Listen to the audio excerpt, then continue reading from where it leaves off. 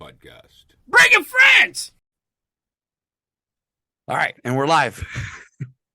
We're live today. It'll be just me. Eric is actually on vacation. And today we have somebody that is right now promoting his new dry bar comedy special, Mr. Dustin Chafin. Hey, what's happening? Let me move my air conditioning out of the frame. There we go. That's where you know who you are in life. You still got a window unit. You're like, okay. You're in New York? No, I was in New York for over 20 years, and then now I'm in Los Angeles. I've been here about 2 years. How are you liking it over there? You adjusting good? You like it? Yeah, I kind of got New York out. Like, I felt like I was there for a long time. I saw a lot of shows. The comedy Too many was great. Puerto Ricans. I love Puerto Rico. I've been there probably 20 times. I dated a Puerto Rican girl. Manatee is one of my favorite places. Nice. Isabella, and they're like Isabella. That's where I was born. Yeah, I've been there a lot. So you've seen the face, seen the cave of the Indian, the face that's on the. Okay, okay. Yeah, I know the real Puerto Rico, not San Juan. You know. I like you already, man. I like you already. Every time we have a guest and they go, "I love Puerto Rico," I'm like, name any other city besides Cabo Rojo and San Juan, and they're like, name 5 baseball players. You know. Oh, that's a good one. That's a good one. That's definitely a good one. Was it Pudge from the Texas Rangers? I think he was from Puerto Rico. Pudge Rodriguez. I'll have to ask. No, Paul Rodriguez. Paul Rodriguez. Yeah. We build them different, but that's what happens when it doesn't drop below 70 degrees, man. You can just play ball all day. Yeah. I took that for granted, to be honest with you. Because when I moved to the States in 2008, like I used to tell people, like, you know how it is, you'll be sharing stories with people and like people will be like, what did you do in high school? I used to cut glass and go smoke weed. What did you do? I used to cut glass and go to the beach. And like, I remember people looking at me and be like, fuck you. But here we are. So, man, that's how I am now. And in Los Angeles, I'm like, just going to the dog beach with my dog. And like, you know, I that's what I like more about New York, about LA than New York, is just the nature of it is great. It's like, okay. So you like, yeah. Okay. Yeah. We live right by a canyon. We go hiking every day and like that kind of thing. So I love that. And the weather is unbelievable. You know, we have like bad weather, like, 3 weeks out of the year, then it's just beautiful. Yeah, New York weather's bad when the army puts a military base there and people who are in Alaska come there to do cold weather training. Exactly. Like that's wild to me. Yeah, I don't miss that. I don't miss the winters in New York for sure.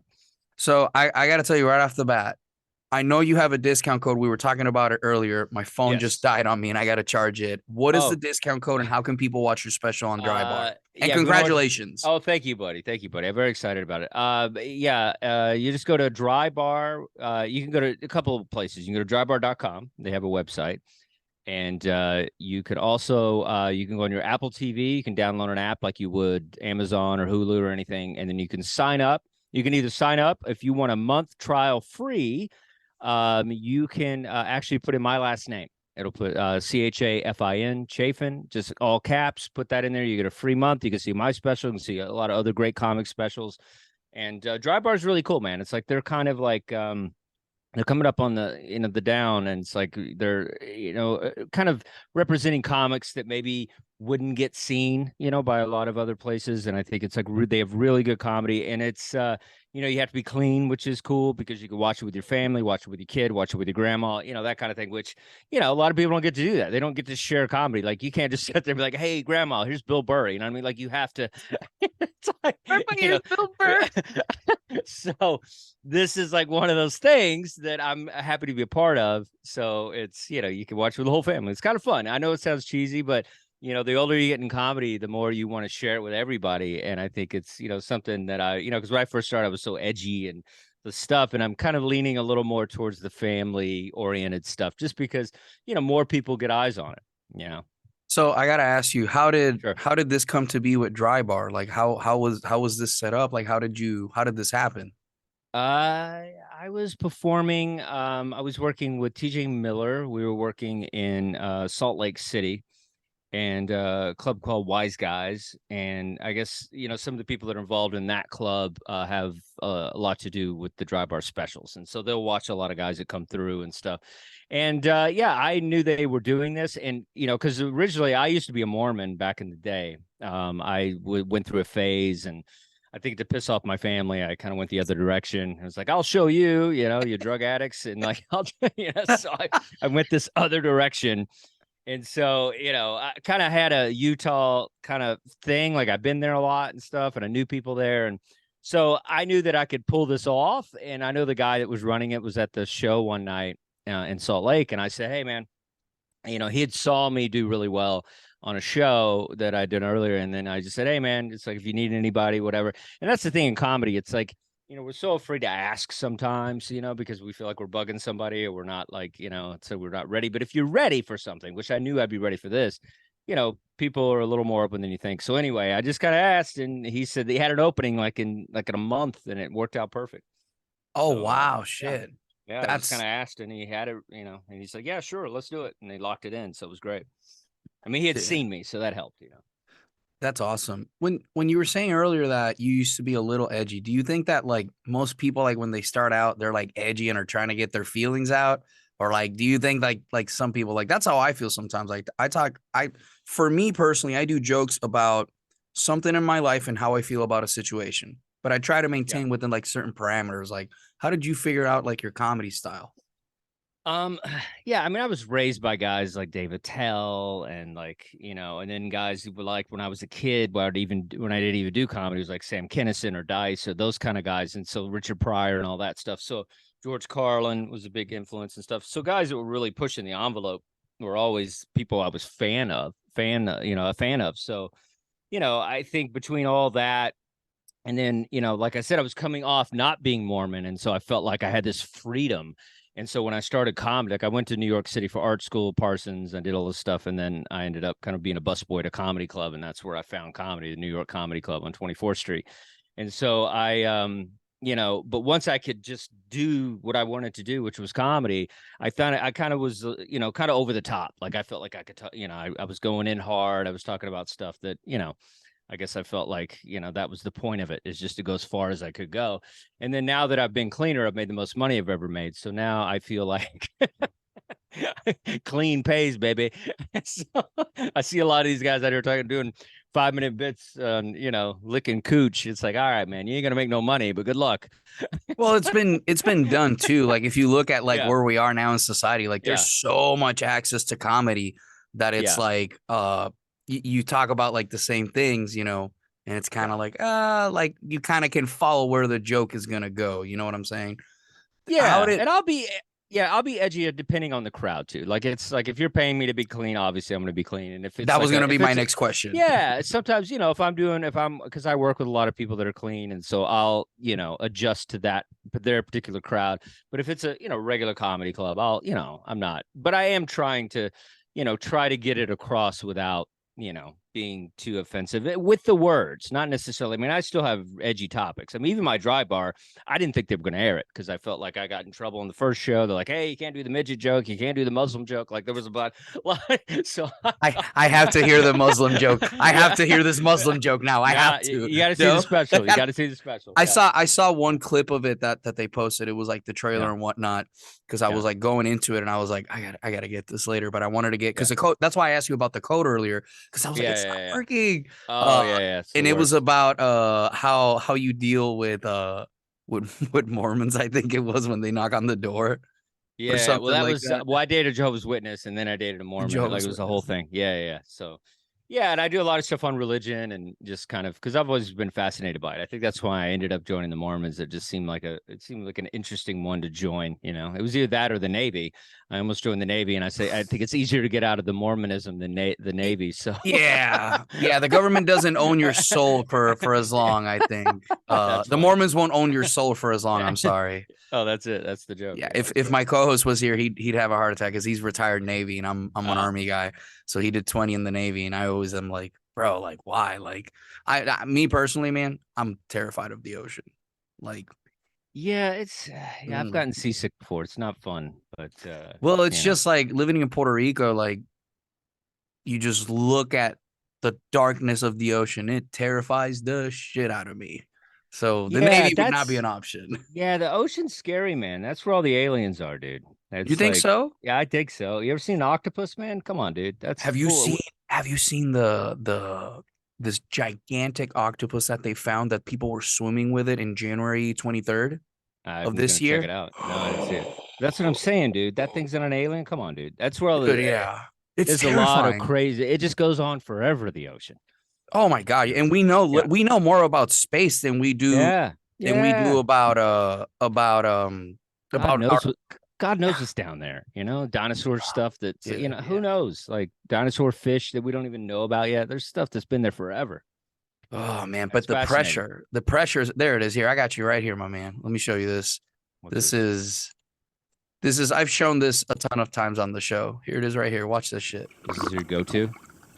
Oh Dude, wow. no, this is terrifying. That's the person right there. And look Where? at how big this Oh thing is my right gosh. there. The thing That's a is just tiny person. wow, And that's look at this thing. humongous. Wow. Tell me That's that's not crazy. terrifying. If that thing grabbed you, you'd be Oh fucked. wow. Yeah, I didn't even think they got that big. That's phenomenal. Yeah, it's so remember how people were making fun of conspiracy theories and all that about giant squids and stuff like that years ago? And now all of these giant squids have started to pop up in Japan, Oh wow. which is funny because they like tentacle porn. So it kind of like is like, oh, I see where you're going with this now, you know? Yeah, the ocean terrifies the shit out of me, man. So Yeah. you went from Mormonhood, I don't know if that's the correct terminology. Well, And Mormon, sure. I like that phrase. Mormonhood. so how did you transition from like being Mormon to like I'm gonna go to New York and do comedy? Like how did that happen? Well, speaking of the ocean, when I was, I'd met a Mormon girl in high school and that whole thing. And then, and then I just decided to become a missionary. And then they sent me to, Santiago, Chile. And I lived there Oh, for two nice. years. And so I speak a little Spanish. And so I was there and, it's funny about the ocean. I lived on the Isla de Juan Fernandez, which is off the coast of Valparaiso, and it's right there in the middle of nowhere. It's like there's like 200 people in the whole island. So it's like this tiny little island. It's kind of near the Easter Island with those big heads and everything. So it's like crazy in the middle of nowhere. So that's as closest to the Navy I think I got was living on this tiny island.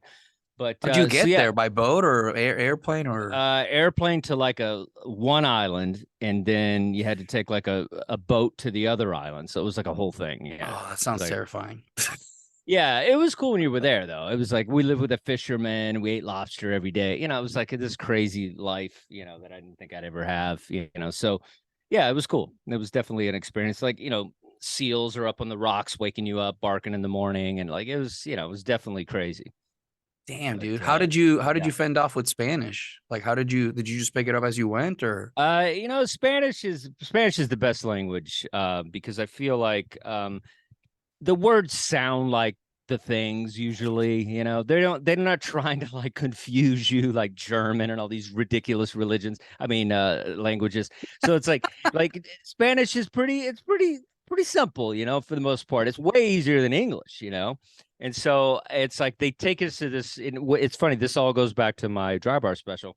So Provo, Utah is where they filmed these dry bar specials. And where I went to learn Spanish, how to be a missionary, was in Provo, Utah, at the Missionary Training Center in Provo. So it's interesting that I was there to be a missionary. Then I came back to do a stand-up comedy special. So it's the full whole thing. circle? Yeah, full circle. But yeah, it took me a long time, but after, it was only on a mission for 2 years, and I think it clicked. Like they take you into this missionary training center and they teach everything in Spanish, and you have to read the Bible in Spanish. You got like this whole thing, and Oh and God, they that teach you sounds like rough. all the verbs and all the stuff, and and eventually you figure it out. But sometimes I would be with, you're in twos when you're a missionary. So there's always, there's two of you the whole time. And sometimes I'd be with a guy that didn't speak English.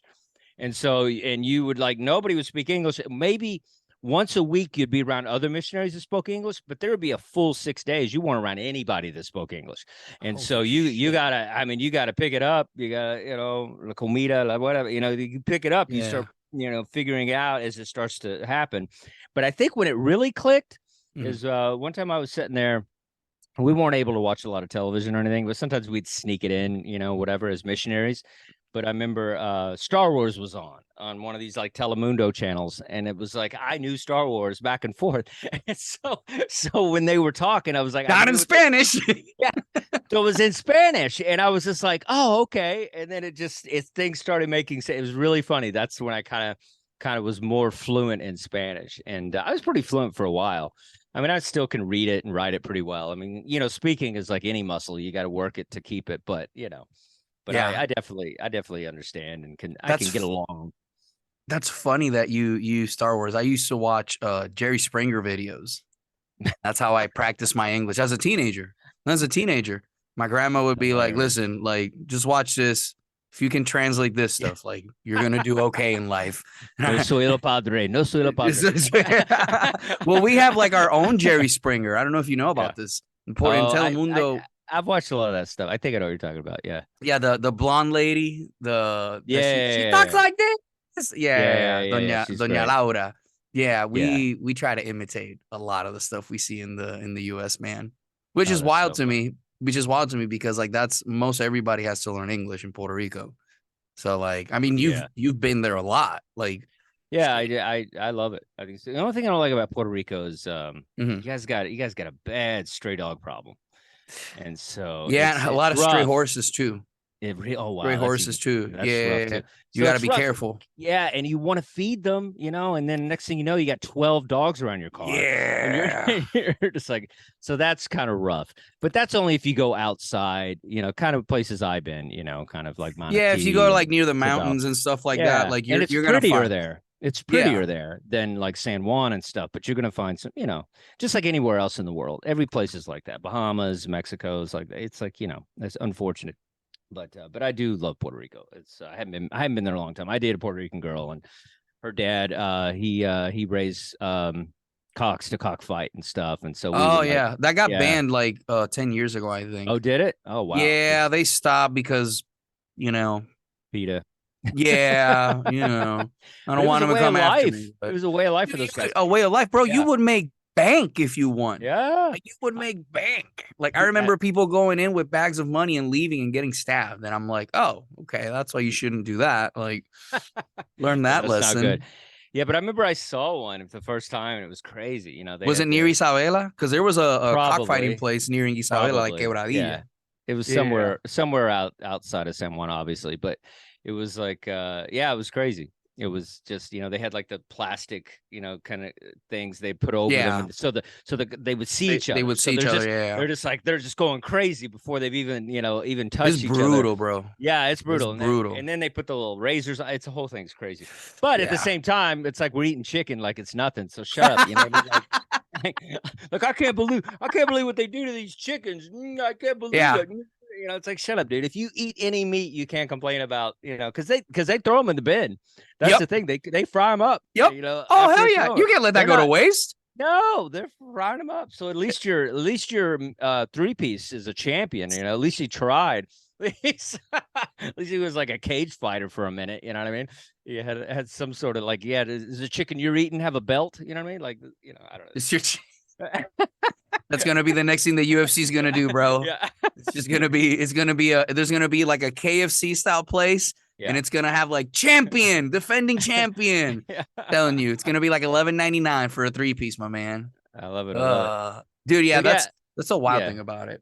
It's So crazy. yes, so Chile was cool. I was just, learned, it was just nice because I am born and raised in Texas, and so it was cool to kind of like be experienced another culture like that. So I really enjoyed everything about that experience. South America was phenomenal, and then I ended up kind of coming back. I went to BYU in Idaho, which is a Mormon school, and kind of was just trying to figure everything out. And I was kind of an artist, and I wanted to get into fashion and things like that. Fashion as in clothes or like clothes designing or drawing or fashion design, yeah. And fashion so design. I wanted to do that. So I ended up kind of going, I submitted a portfolio to Parsons in New York City, and I got in, and it was like a big deal. So I was excited. I went out there, and just kind of thought that was what I was going to do. And then I just, I worked at Calvin Klein and some other places and stuff. And I, enjoyed that. Holy shit. Hold on, And then Mr. I, Dustin. yeah, That's you got to tell me about that. How did that happen? Working for Calvin Klein and stuff? That's yeah. amazing. Well, I was interning, as a student at Parsons. And then I kind of got a job as closer to what I wanted to do, which was, assistant designing and stuff. I thought that's what I wanted to do. And then, I ended up dating this girl, and she worked at a hotel with this comedian, Pete Corielli, which is kind of a big comic. He's been around a long time. And she would always tell me all this stuff about, him talking about comedy and stuff. And so, I thought, hey, I want to keep the fashion thing or the art thing or whatever it is I'm doing. And Calvin Klein thing was a good, I was barely in, but I was in. And then, the thing was, in Idaho, I had done a talent show, and they had like musicians and guys doing juggling and all kinds of weird stuff, and I did stand up. And that was the first time I did stand up, was in Idaho at that Mormon school, and I got a standing ovation. And I was making fun of like the school. I was making fun of Mormons, as everybody's just here to get married and like just all this stuff. And it crushed, and everybody went crazy for it. And that was the only time I ever did it. And it was like one of those things. It was a bucket list. It was like, hey, I'm gonna do Let me get it out this. of my system. Yeah, because I loved comedy. I loved listening to it. And so, it was one of those things. And then it was kind of done. And then once I got to New York and I was in fashion school, I was working, all this stuff. And, it just kind of came back when she started talking to me about this comedian at work and stuff. And then I met him. And then we started kind of becoming friends, and I started doing the open mic. And then I started, he used to work at the club. And basically what you would do is you would cook like mozzarella sticks and like wings and stuff in the kitchen at the club. You would also kind of be a bar back and clean up the club and all that stuff. And you would get 5 minutes of stage time. And so it was like a thing that he did on the regular. And then one time he had like a gig out of town or something. And then I took over, and it was like this thing. Then I ended up kind of being that guy. And so I did that for a couple of years in New York. And it was the greatest, because you would just, you would just get stage time that you normally would never get as a brand new comic. You didn't have to do a bringer show. You didn't have to like, do an open mic. Like, you got real audiences like on a Saturday night or, a Thursday, whatever. So it was great. So I did that. I would cook and clean, and it was great. I'd get like 25 cents for French fries. I'd get like, 50 cents for a burger that I cooked, and it was horrible money, but the stage time was amazing. And so I would do everything, cleaning toilet. I don't even think that's illegal. The cook was cleaning the toilets, but it was, but I didn't care. I loved it. So I did that. And for, that was the beginnings of my stand-up. And what was great about that is like all these comics came through. And so that's the thing, is like when you're doing, I always tell comics, when you start out, if you can work at a comedy club, whatever it is, working the door, handing out flyers, answering the phones, it's the best thing you could possibly, it's way better than open mics, because you're going to meet guys like Mark Maron, you're going to meet Bill Burr, you're going to meet these big comics on the up. And, these are guys that I met coming up, and they would just come to the club. They would talk to you, if you were a new comic, and they saw me paying dues. So they would like befriend me and be nice to me and talk to me and watch my set sometimes. And so that was kind of my university, and then I was just like, I don't give a shit about this fashion stuff. I don't care about any of that. This is what I want to do. I mean, it's like, I don't be sitting there. I can barely sew, I don't want to do that. It's like, and these people, and also the fashion people didn't seem that happy, because there was tons of them. Oh God, yeah. Because Calvin Klein is a corporation. So it's not like it's just some like artistic freedom thing and everybody's having a great time and making money. And like, there's a pecking order that's really low when you start. So I feel comedy, at least everybody was having a good time, and everybody was drinking and smoking weed and partying and telling jokes and cracking on each other. It just seemed like it was just something I wanted to do. And I was always kind of a shy kid. So stand up brought that out of me and got me a little more confident and stuff, and started to have a good time with it. But yeah, I mean, after, I ended up just getting a degree in fine arts, because I could paint and sculpt and stuff. So that's why I ended up getting my degree, and just make my mom happy. But then comedy was like, then that was my it. mom happy. I love it. Your mom needs something to brag about. And so and then it was just stand up. And I was like, all right, let's do this. And so that's kind of how I started out. And then I produced a lot of shows, and I ran a lot of big important rooms. I ran like the Boston Comedy Club, which is kind of a club a lot of people talk about. It's where Chappelle started, and like all these guys who come through. And I ran that for a couple of years. I was the first person to do comedy at the Village Lantern. I did that stuff. So it was like all these places. I kind of got good at running rooms.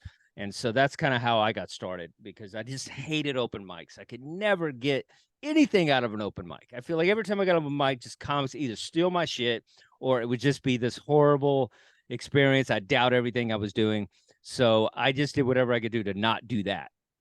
So yeah, I was the guy in New York for a long time that just would run stuff, and clubs would have me run their clubs, and I ended up just kind of doing that, for a long time. And then I started kind of getting funnier and figuring it out, and opening for people on the road, and getting a little TV and a little radio and things like that. And so then I started kind of getting my foot in the door more. But yeah, so that's kind of how I got there, from the missionary all the way to New York. Do you feel like nowadays it's a little bit easier to advance in comedy because there's so much exposure? And this is a time right now where unfortunately, I hate to say this, but we're losing a lot of greats, and like people move up in the pecking order. Like, do you feel like it's a little bit easier now to get more exposure in stage time than it was back in the day? Exposure, yes. Exposure. Because back in the day, we didn't have, the TikTok and all that. And Yeah. so our exposure was television. So you had to get Letterman, you had to get on the Tonight Show, you had to get something like that. Or, I mean, the internet was on the rise, and YouTube was happening and all that stuff. And I was, was at the beginning of that stuff. And so we tried, that kind of, that angle. But now, I mean, comedy really boils down to one thing: a fan base, and so you can get a fan base in many different ways. You can get it just off little videos on TikTok. You can get it off not even doing stand-up. You could just be like, you're a rant guy or something, and then people love your videos and they follow you. And then like Tim Dillon is kind of just, he's a rant guy. He's not a stand-up comic. He's a rant guy, and people love his conspiracy theories. He's great on podcasts. And so people come to see his comedy for that. They're not coming to see him like they come to see Bill Burr or Seinfeld or anybody. It's a different energy. But he's built such a good podcast fan base that he can play anywhere because they'll show up. And so that didn't exist when I started. There was no way of getting a fan base like that unless you had national television exposure. And so now it's like, the internet really opens it up for people seeing you, and you don't have to pass a comedy club. Because back, when I did it, it was like you went out of your way to try to pass the Cellar. You went out of your way to try to pass the comic strip. And it was a big deal, when I passed the Cellar. It was a big deal when I passed the comic strip. It was a big deal. Like now it's like the people don't care. It's kind of like, I don't think basketball players should be able to just go out of high school. I think they should have to go to college first. I think athletes. I see what you mean. They have to pay. Yeah. There's a certain Yeah. order, because if not, I understand what you mean. My whole thing with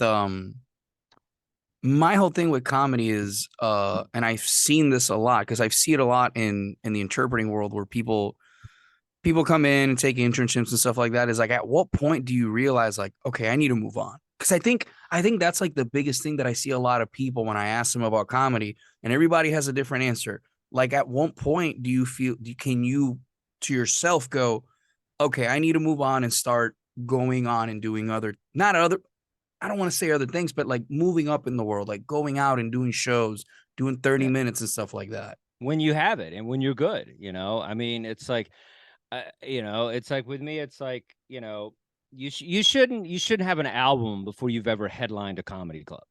Like it's like there's guys that are like, hey, I'm dropping an album. Like, have you ever played up Bananas and done an hour? Like, why are you just jumping to an album? Like, I think you're doing yourself a disservice. I mean, I guarantee you all the guys that you like went down this road of working clubs and getting good. Oh, yeah. Roy Wood Jr., Dave Chappelle. Yeah, all these guys. Yeah. Ari Spears. They all paid their dues, So it's like through the system.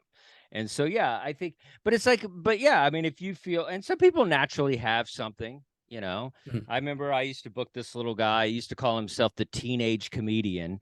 And I'd be like, dude, you can't call yourself the teenage comedian. That's so dorky. Yeah. And it was Pete Davidson. And eventually, and I am the one that told him not to call himself that. He called himself that for like 2 years. And I said, stop doing Oh God. so stupid, dude. That's so stupid. Now he's crushing Hollywood chicks and all this stuff. But then it was like he was calling himself the teenage comedian. That was his freaking credit. I go, what do you We want? had Nico White on. I don't know if you know it, Nico. Of Yeah, with the course. and I asked him offline because I never want to ask. You know, I know him and Mr. Davidson are friends, and I was like, "What's it like hanging out with him?" And Mr. Nico, Davidson. Don't call him that. well, it's like you, it's like Mr. Chafin, and you're like, "Don't Yeah. fucking do that." I'm like, Just "It's a whatever. military thing. It's a I got military it. I thing." got it. I But I got was it. asking Nico, and he goes, "Man, it's fucking wild."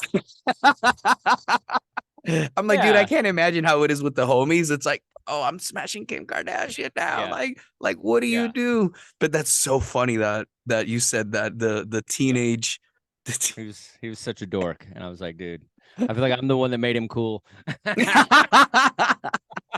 Hey He would man, still, he would still be he'll be like, I'm the 20 something comedian or whatever else he would have like aged into.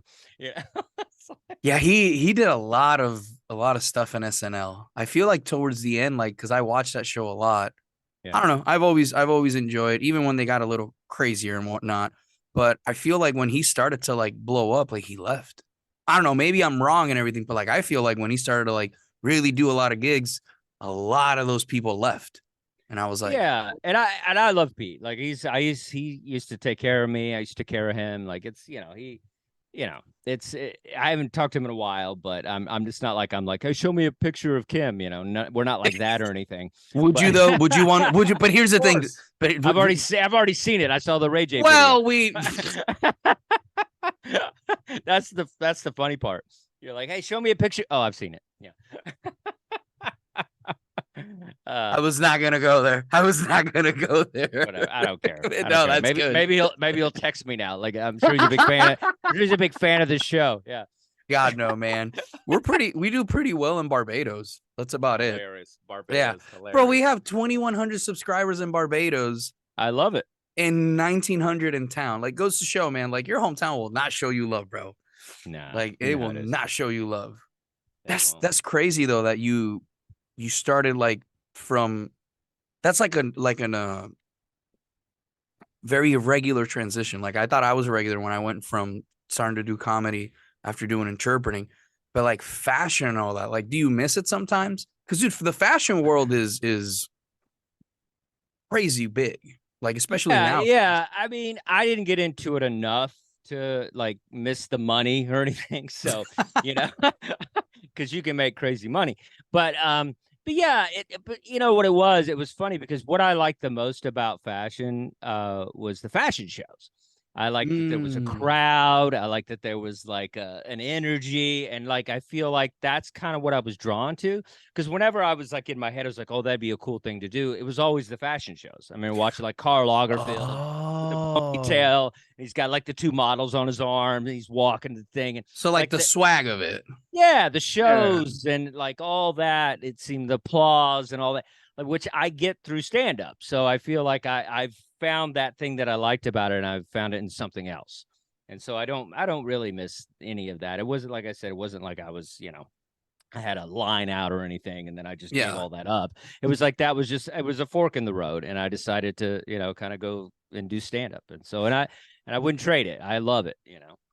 Where did you normally hang out when you were actually belay that?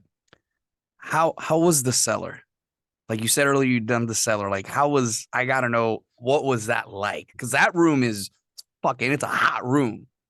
Yeah, yeah. I have an interesting thing with the cellar. It was like it was a big deal to pass. It took me a while, and when I did, it was great. I feel like it was it was surreal. I mean, sometimes I'd be hanging out the cellar, I'd be sitting there, just you get like a free dinner, half off or whatever, and you'd be sitting there with John Mayer, just like eating food. He's at the same table, and Colin Quinn comes in. Hey, what's going on? And Robert Kelly's like, hey, well, hey, nice hat, you queer. And like everybody's going off. And, it's like all this energy, which is New York comedy. And so and I knew a lot of these guys from Boston Comedy Club and all that stuff. And so I had a rich history with a lot of the guys. So it was kind of natural for me to be there and stuff.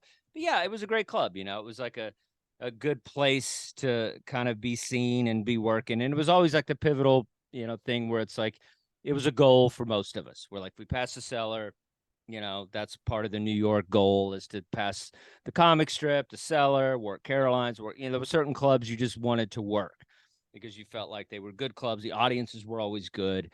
And so, yeah, it was a great thing. And then I played it for about 3 years, played weekends. It was great and everything. And then, this guy, Al Martin, who runs the Broadway Comedy Club, and he used to run the New York Comedy Club, which is where I met him. And, he wanted to open up a brand new comedy club. And I was like, oh, that sounds great. And he's like, it's in the Village. And I was like, oh, that's cool, man. And he's like, well, I want you to run it. And I want you to, do what you do. Cause he knew I knew Greenwich Village because I ran the Boston, I ran the Village Lantern at the same time, by the way. So that was the thing that Oh, was happening. how did you do that? Because that's I would start shows at the Village Lantern, and then I would run over to on West Third where Boston was and start that show. I was just going back and forth. I'd do time over there, I'd run over there, make sure everything. There was a time, it was about a year and it's something that I was just going back and forth, back and forth. Bro, were you that's Yeah, like a 15 yeah, minute, yeah, like yeah. It was crazy. It was damn. crazy. But that was but it was hot because it was like I was the guy that had all the stage time, so it was phenomenal. So we did that. So I was known as the guy that could really pull off the Village and get something cooking. But the problem was, it was I don't know if you know much about Madugal, but it's not a I very do big. not. It's not a very big street. Well, that's where the Comedy Cellar is, Okay. and so the Comedy Cellar is on Madugal. And then further down, there's a place called the Grizzly Pear. I don't know if you heard of that place. Mm-mm. And then further down was the club that I started, which is the Greenwich Village Comedy Club. And so we were about 2 blocks down from the cellar. So that kind of created a problem. So it was like, it was kind of one of these dilemmas where I was like, I love being here, but I'm given the keys to this place. I can get as much stage time as I want. I can create my own scene. And we were kind of doing something different than the cellar. The cellar, I always used to say, I don't know if have heard of the club CBGBs, but I was like, it was kind of a punk underground place. And then the cellar was kind of more like Hard Rock Cafe. It was like, it was more established guys. It was more kind of crisp, where we were just kind of doing more punk rock stuff. And so I got to create a whole scene of guys at the Greenwich Village Comedy Club where, they eventually ended up, leaving me and going to the cellar because I was like the farm league. The farm league. Oh fuck. So, I gotta clip that one. That's yeah. good. The farm league.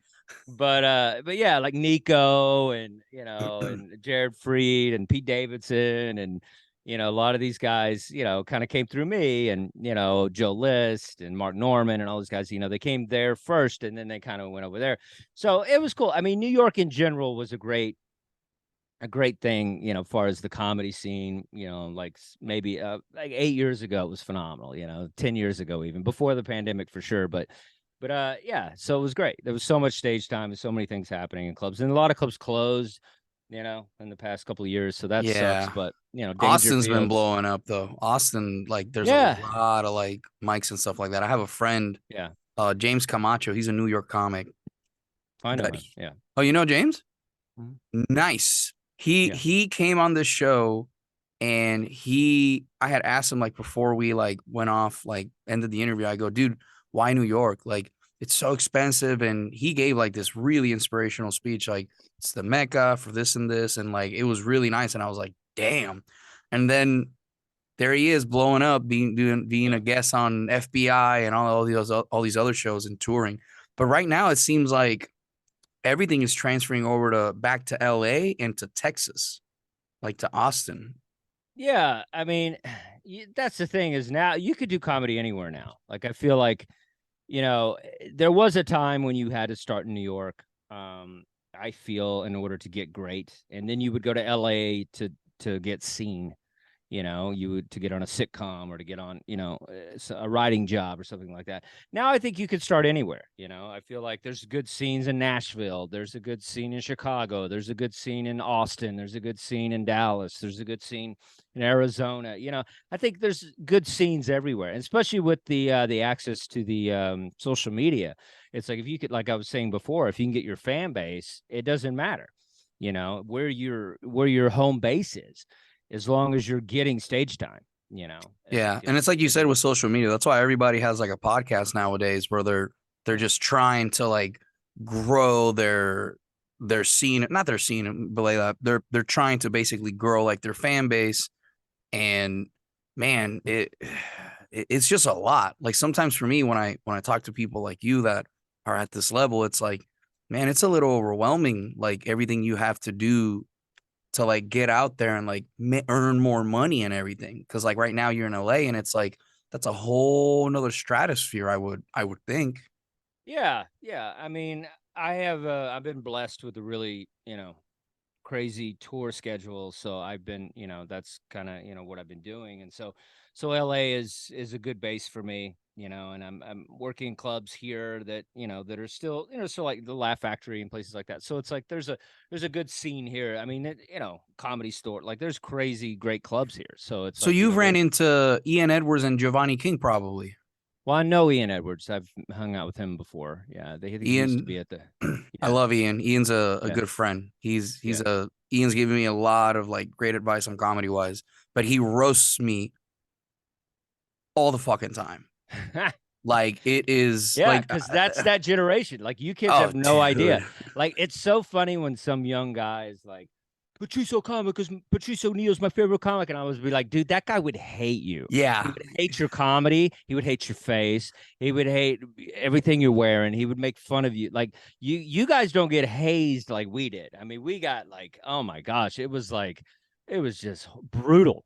The way those guys would come at you. No, When you I were can starting I out. can't I can't imagine because I spent Yeah, 5 years in the military and people used to just make fun of everything. And I yeah. have my last name twice. My last name's Avilas Avilas. Oh, So you that's yeah, trouble. yeah, That's trouble. yeah, yeah. Square root, double A. Ah, like that was one Yeah, time yeah, someone couldn't say my name and they yelled Ricardo. Ah, and I was like, what the fuck is that? It sounded like you had a seizure.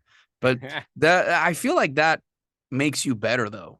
It does. And I think comedy is very much like the military, and I always say, like, I'm that guy, and you'll relate to this, but I feel like we all help each other. There's a group of us that do everything I've ever gotten in comedy has been through a comedian. It's not a stupid agent or a booking agent or whatever. It's always a comedian saying I'm funny.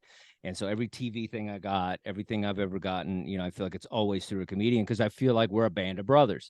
When it's done right, we're a band of brothers. There's a lot of idiots comics that look out for themselves and they're, all that crap. And there's definitely a lot of that, but there's a good core scene of guys that take care of each other.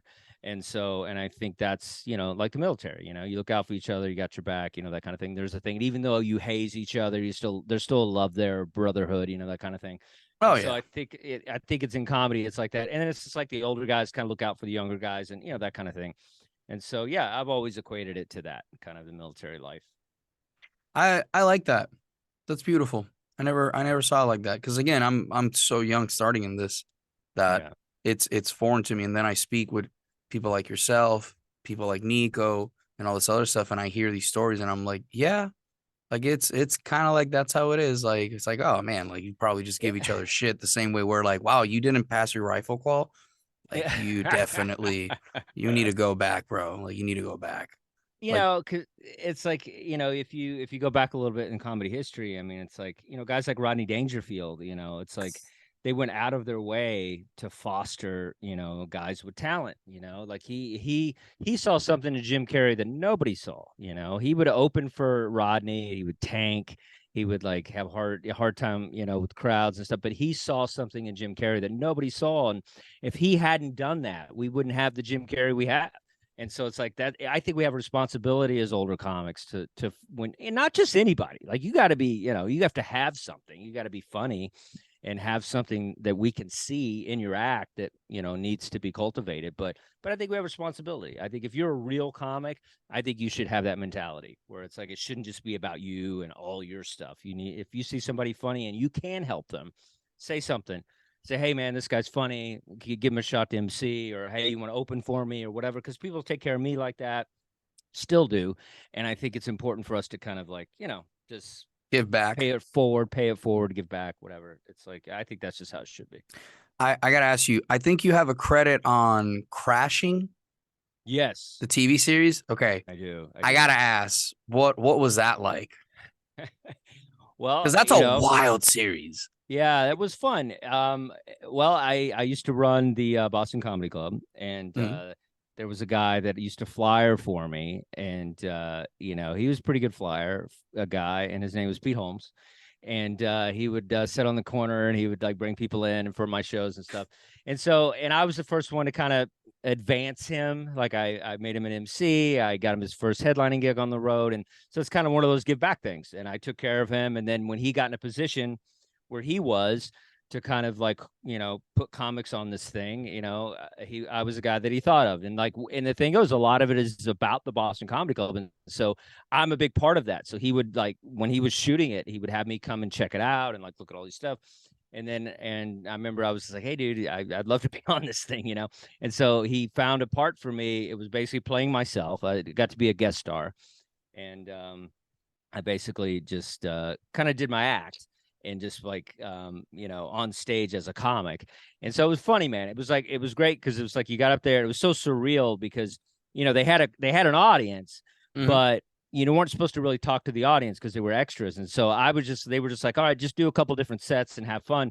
So I was doing crowd work with them and they would talk to me and they'd shut down the shoot and go, hey man, you can't ask them questions because they're extras. If they talk, we got to pay them more. So you can't, so stuff like that was just really surreal where you're doing your act, but but you're still not doing your act because they're just trying to film it as if you were, not that you are, that kind of thing. So it was kind of a funny thing where I was just like, hey, so where are you from here? And they'd be like, cut. All right, you can't ask them because you can't respond. That's so wild when the SAG people get involved in shit like that. Yeah. It's like, whoa, the insurance and the money. And you're like, bro, I'm just trying to do my thing.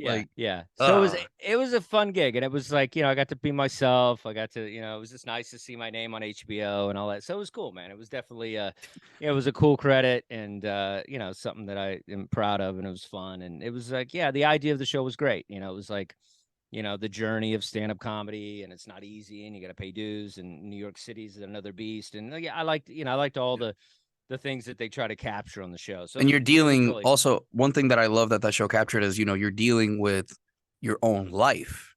Yeah. So you got to like deal with everything that you're dealing with. And then you got to go and try to be fucking funny. Like, I feel like, it's like that at every level. You deal with life stuff and then you got to go on stage. Yeah. Humor was a huge thing when I was deployed to Iraq. Like I was there in 08, 09, and like one of the things that we used to saw was, and I hope I never interview him because I'll never say this to him. We used to get Dave Chappelle and Dane Cook the DVDs for their stuff. We used to get them from the villages because they had it pirated and stuff. And that was like my first introduction to American comedy, was like Dane Cook. And I was just like, oh wow, like this is fucking crazy. Like, this is wild to me. And then the Chappelle show, and I was like, okay, like this is, because Hispanic comedy is very different. Like, that's one thing I've noticed. Like, even Tom Segura, I've heard him on interviews say that when he's doing comedy in Spanish, it's different culturally and like timing and like the setup and the premise and how you hit the punchline. Have you ever thought about doing comedy in Spanish? Oh, I've done it quite a few times. Yeah. How do you like it? Yeah, it's tough. It depends on where my Spanish is. But yeah, I've done it. I used to do a lot. I've worked with people like Roberto Vanderpool and like a lot of the urban Latino nights. That's where I started comedy. Like my real spots, were at the New York Comedy Club when I was a busboy. But I'd get like a check spot or a crappy spot or whatever on a bringer show and whatever. But my favorite shows where I got good was the urban Latino comedy night at the New York Comedy Club in New York. And that was, you know, it was all Latinos and, you know, black people. And it was like, they'll let you know if you're funny, Yeah, you know, and they'll let you know if you're not. And so it's like like the that. best, like that. And but when you, and I remember I did kind of, I was kind of a, you know, I did a racy joke one time, and it was like the night I became a comedian.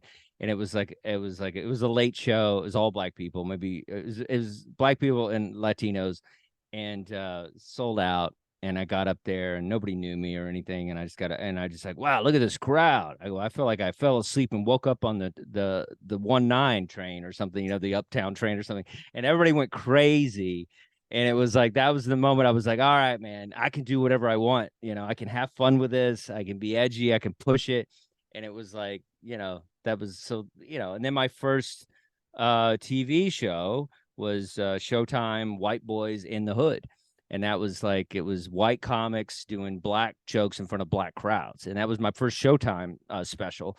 And so, and it was like me, Rich Voss, and Jessica Kirson, Kurt Metzger, like all these guys. And it was a showcase thing. They ran it for like the year, and it was just like this. You had like, you know, 10 episodes or whatever. But yeah, that was my first thing, and the reason that I was able to pull that off is because of all these Latino and black crowds that I had done. So it was like I was ready for it. Like it wasn't like I was some corny white guy comic that couldn't handle these crowds. Like I mean, I was doing these shows every weekend. And so that was when I was, you know, I think, you know, it shaped me into the comic that I kind of became, you know. That's So yeah. that. Yeah, those. Oh man, Hispanic crowds are so hard. Like even when I try to do jokes in Spanish, it just doesn't. Even if I translate my jokes, it's so different. Like the Hands timing. down, hands down, my favorite crowd is a Hispanic crowd. Hands down. That's what I like about LA. You get these cholos, man, they laugh, bro. They laugh hard. They let you know. Like Yeah. they really let you know. Like when a Yeah, Hispanic person laughs, it's yes, wild. it's better than any race of all time. It's the Spanish people, like they know how to laugh, dude. And it's just like it's a good time. And there's We know how usually to have a like, good time, man. yeah, and it's usually like four of their cousins are at the table, and so everybody's having a great time. They brought Abuela in the corner. They're running a quinceañera in the comedy club. Like, what is this? We like kids in here? Dude, yeah. Yeah, Hispanic people, we're wild, bro. Like, you know how it is. Yeah, I don't know if yeah, if you ever were ever in Puerto Rico during the holidays, bro. All we a little do bit. is Yeah, it's eat, eat, eat, all we eat. do. Yeah, there Yeah, you go. yeah, Eat, eat, eat. sleep, sing, and fuck. That's it. Yeah. Like I always say, Hispanic people would be the worst terrorists in the world. Like it would be like the hottest club in the world, and everybody would want to join. Like honestly, like it's always crazy. It's always a party. That's how it is in my house, at least. People come in, you get fed, and then we just start roasting you. Yeah, I love it. I love it. It's a good time. Justin, I gotta ask you this because Leighton Flat, no, not Leighton Flat. I'm sorry, belay that. Somebody else had asked me. You have some of the coolest fucking hats I've ever seen.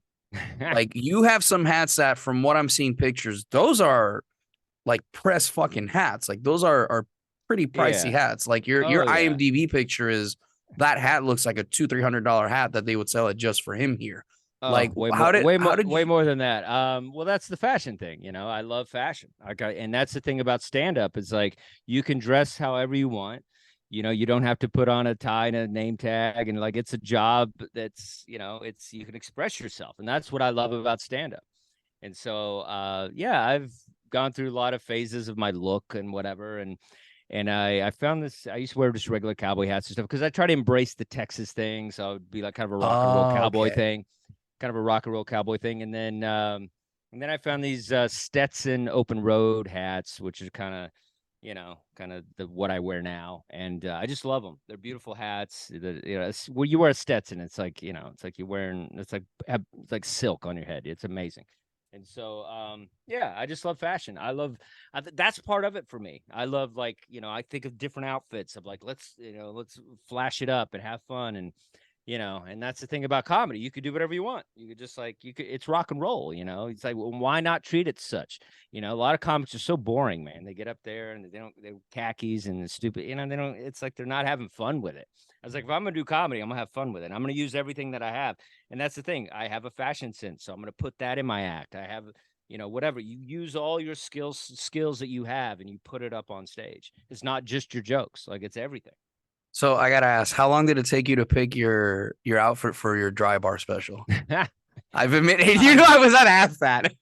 Well, it's funny because I wanted the navy hat, and that's what I ended up wearing was the blue one, and it's a little more expensive. It's beaver, it's close to $5, and I was like, it's one of those things you're like, you invest in yourself, and you're like, all right, dude, I've saved up to get the thing. I had some good gigs, and so then I got it. But yeah, I put it together about a month or so. I kind of like pieced it together. I found the pants last minute. They were like these cool pants with a blue stripe and the kind of Han Solo pants. And I found them at a thrift store in Utah, like while I was there like 2 days before the show and stuff. So I kind of found those last minute. But yeah, I just love fashion. I love shopping. I'm like a chick, man. I'll go to the mall.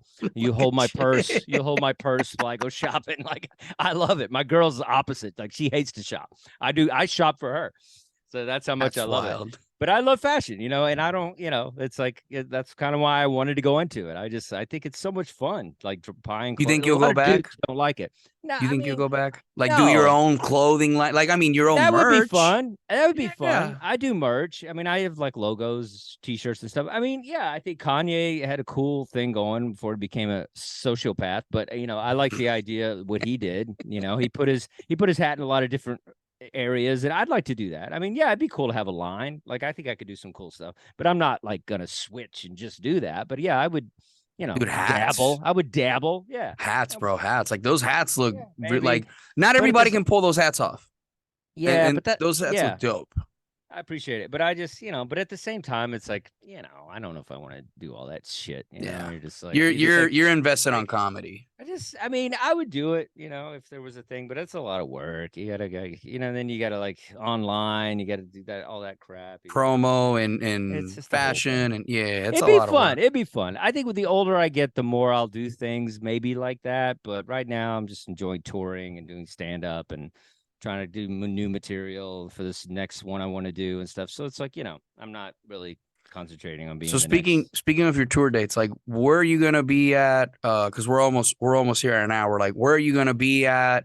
Can you give me the tour dates? Yeah, time has flown, my friend. That's when you're having a good time. It's like, what? That made my day right there. Like I can go to sleep now. I can go to bed now. I like it. Where are you gonna be at? Your tour dates? What's next for you too? Well, you can follow me online. I could use some love on Instagram, and check out my Dry Bars comedy special. Just came out. Check out the promo code is Chafin, Chafin. So check that out. I have a show on Twitch, the Twitch channel. What a lot of you gamers probably know about it, but it's they also do comedy shows on there. I do a stand-up comedy show on Thursdays called Sets with Dustin Chafin, and I also do a show called Dustin's Vinyl. That's where I talk music with some buddies, and I just, I collect records around the country. Usually when I go on the road, the first thing I do is hit a record store. And I like to, I feel like it's the center of kind of the downtown area, usually when you go to a city. And so you can meet cool people and stuff. And, I love music. And so that's what I do with that. And we just talk, stand-up comedy records and, and music records and all that stuff. And the next road gig I have coming up, I'm going to be with Nate Bargatze. I've been touring with him for the past couple of years, and that's been phenomenal. And we're going to be playing in North Carolina. We're playing, and then we're playing in Pittsburgh. I think we're doing comedy where the Penguins play. So it's like freaking crazy, dude. It's like 15,000 people. It's like, I can't even wrap my head around it sometimes. Cause that's the thing. I'll work with Nate and we'll do like 10,000 people. And then I'll come back to LA and just do a bar show where they won't turn the game off with like 8 guys in the back, Oh God, you gotta love that. You gotta love those bar shows, man. Yeah, but that's the thing. So I mean, I'm be touring with him and stuff, and doing that, amazing gigs, and so you can just go to my website and check out my link tree. I'll have some dates up there soon. I gotta fix all that, but yeah, I'll share all that. I'm trying to pull it up and everything, dude. Thank you so much for being in here. Yeah, if you're ever in town, or if I'm ever down, because I travel a lot, I'd love to see you and get you a cigar. If you're ever in town, I'd love to take you to Just for Him. They have a complete section as big as the studio of hats. Nice. So where are you again? Where exactly are you? Springfield, Missouri. Oh, Springfield. Okay. Springfield, do you play the Blue Room or whatever? The Blue Comedy? No, I do a lot of stuff at Corner Pocket. The Blue Room has like their own set of people that they pick. I do a lot of stuff there, and then I normally hit up St. Louis, because they have a phenomenal comedy scene there, and Yeah. I try to do some spots there and whatnot. I'm Yeah. just doing mics, man. Like I feel like I need to, for like about 4 or 5 years, just hit mics really hard, and then whenever I feel like I can fend off for myself, I feel like that would be the right time to start moving up. Yeah. But for right Yeah. now, man, yeah, that's it. Or run a room, find like a place, like a music place, like find like a Wednesday night where they don't have a lot of business and like throw a comedy show Holy together. shit, Dustin. That's crazy that you say that, because I literally said on the episode that just came out that I want to do a Wednesday open mic. I Yeah. literally that's crazy that you say that. Yeah. We literally were talking about that. Yeah, or even a show, just like you do like 10 minutes and you bring in like a pro comic and a couple of your buddies and you just put a show together. It doesn't have to be an open mic. Just do a show, put a little more pressure on the line. Don't just make it an open mic, Think about it. Dude, Yeah. thank you so much for the advice, man, and all the wisdom Sure. that you shared, dude. Like I really appreciate Absolutely. it. I'd love to have you back Yeah, let's do it. whenever you want to promote something. But right That's now, great. everybody needs to go to Dry Bar Comedy, and you need to Check it go out. get this special and check it out. And man, what else is new for you? What else you got going on? Well, that's pretty new. It just came out Thursday. Jeez Louise, dude. I gotta come up with something that quick. You're in LA, bro. You're in LA. So check out my new special, Cranky Pants. That's the name of it. My girl named it because I'm cranky in the morning, so we kind of went with that. But yeah, thanks for having me, man. It's a lot of fun. I appreciate it. And, Dustin, stick around for a minute. Thank you so much for yeah, being here, man. nos vemos, compadre. All right. Ciao, ciao, ciao, ciao.